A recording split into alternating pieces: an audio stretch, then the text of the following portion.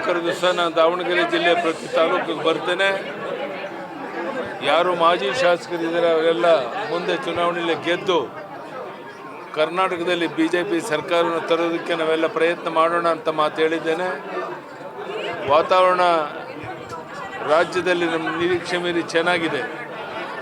ನಾವೆಲ್ಲ ರಾಜ್ಯದಲ್ಲಿ ಪ್ರವಾಸ ಮಾಡಿ ಪಕ್ಷವನ್ನು ಬಲಪಡಿಸಿ ಅಧಿಕಾರಕ್ಕೆ ತರೋದಕ್ಕೆ ಏನು ಬೇಕೋ ಎಲ್ಲ ಪ್ರಾಮಾಣಿಕ ಪ್ರಯತ್ನವನ್ನು ಮಾಡ್ತೇವೆ ಅನ್ನೋ ಭರವಸೆಯನ್ನು ಕೊಡ್ತೇನೆ. ಅದಕ್ಕಾಗಿ ರಾಜ್ಯದ ಜನ ನಮ್ಮ ಜೊತೆ ಗಟ್ಟಿಯಾಗಿ ನಿಲ್ಲಬೇಕು.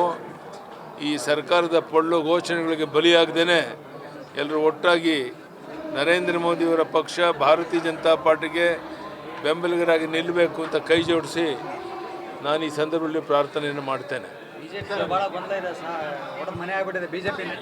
BJPನಲ್ಲಿ ಕೆಲವರು ಒಡಕೊಂಡು ಮಾಡಿರುವಂಥದ್ದು ನಿಜ, ನೀವು ಹೇಳಿದಂತೆಯೇ.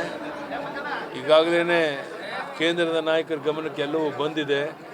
ಇನ್ನು ಕೆಲವೇ ದಿವಸದಲ್ಲಿ ಸರಿ ಹೋಗಿ ಎಲ್ಲರೂ ಒಟ್ಟಾಗಿ ಪಕ್ಷವನ್ನು ಕಟ್ಟೋ ಕಡೆ ಒಟ್ಟಾಗಿ ಹೋಗೋ ಪ್ರಯತ್ನ ಮಾಡ್ತೇವೆ. ಯಾರ್ಯಾರು ಬೇರೆ ಬೇರೆ ಭಿನ್ನಾಭಿಪ್ರಾಯ ಇಟ್ಕೊಂಡು ಈ ರೀತಿ ಒಂದು ಕೆಲಸಗಳನ್ನು ಮಾಡ್ತಾ ಇದ್ದಾರೆ ಅವ್ರು ವಿನಂತಿ ಮಾಡ್ತೇನೆ, ಪಕ್ಷದ ಹಿತದೃಷ್ಟಿಯಿಂದ ಬನ್ನಿ, ಚರ್ಚೆ ಮಾಡೋಣ.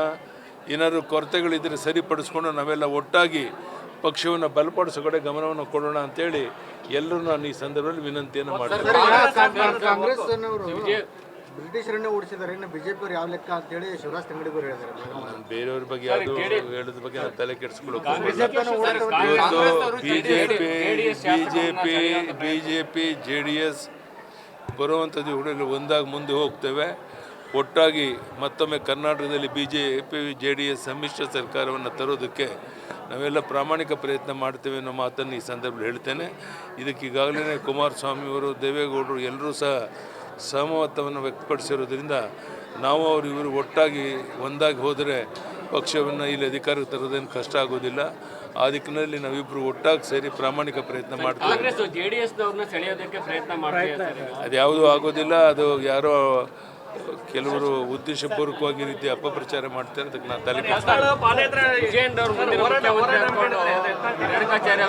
ಬೇರೆ ಬೇರೆ ಕಡೆ